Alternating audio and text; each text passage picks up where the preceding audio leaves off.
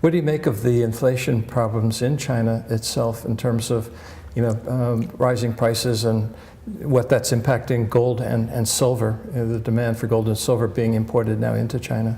Well, I think, like gold and silver in China is basically, it's part of the culture.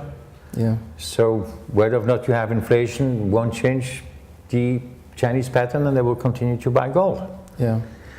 The only thing which one should be aware of, and I think that's also something which is very interesting and it should be mentioned, is that China is a high capital order country. Mm-hmm. So that means that China is manufacturing the products which are consumed by the West. And the day that the West is going to collapse, I mean, China is going to be a lot worse.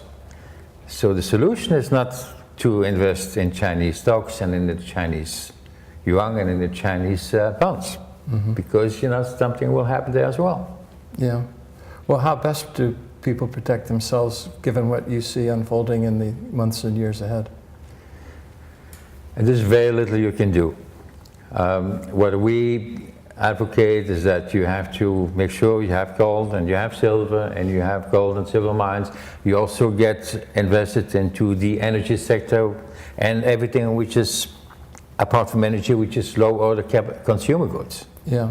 And they're going to be favorably advantaged by the depression. Are these some of the points that are going to be covered in the conference tomorrow? Oh, yeah, sure. Yeah. Absolutely. What will be the main conclusion of the conference? How people will protect themselves in the coming inflationary or hyperinflationary environment?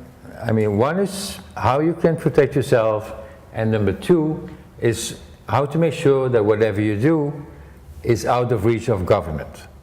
Because, whatever you do in the EU or the United States, if you do it and it's within reach of the government, as all certificates are going to be digitalized by 2012, I mean, government can take it away tomorrow, and they probably will do.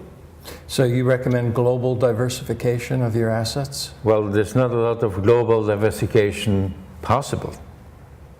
I mean, you have to put your eggs in a couple of baskets and watch them closely, and make sure government can't make an omelette out of it.